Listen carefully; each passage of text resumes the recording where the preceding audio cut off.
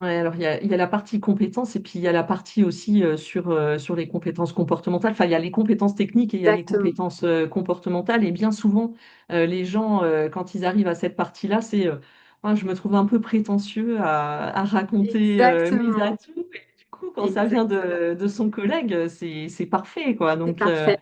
Tout à ouais, fait. C'est vrai que tu as raison. Quand on interroge les gens sur quelles sont tes compétences, alors souvent on utilise des phrases un peu différentes, mais ouais, qu'est-ce que tu sais faire, etc.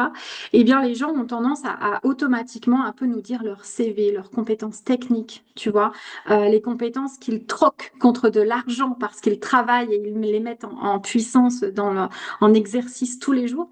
Mais ils oublient en fait des suppléments d'âme, des compétences tout à fait naturelles qui leur permettent en fait de voyager d'un service à l'autre dans une entreprise, d'être reconnus pour ça comme ça par les autres. Et c'est, je trouve, un très bel outil d'entraide, l'ikigai. et alors, par rapport aux compétences, enfin, moi, souvent, je croise des gens en bilan de compétences qui, justement, ont du mal, même, enfin, tu dis que les gens, ils vont parler plus facilement de leurs compétences techniques, ok, mais pour autant, il y en a beaucoup qui ont du mal à présenter leurs compétences. Et là, du coup, je pense qu'on peut faire peut-être un petit arrêt sur image pour parler des quatre étapes de la compétence technique. C'est au début, la personne, elle est incompétente et c'est inconscient pour elle. Elle ne se rend pas compte qu'elle ne sait pas faire. Ensuite, elle va être en incompétence consciente. Donc là, elle va se dire, je ne sais pas faire ça, j'ai besoin de formation.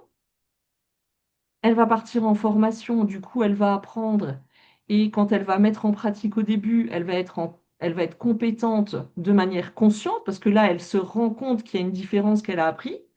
Et avec l'expérience, on devient compétent de manière inconsciente, on ne se rend plus compte qu'on a ces compétences. Et du coup, quand ça nous paraît tellement naturel de faire les choses, ben, c'est beaucoup plus difficile de faire le point dessus et de réussir à les identifier, à les exemplifier, à les présenter en entretien. Et c'est vrai que c'est une grosse partie quand je travaille avec les gens où bah, il y a souvent des efforts à fournir C'est quoi, de ce ça. côté-là.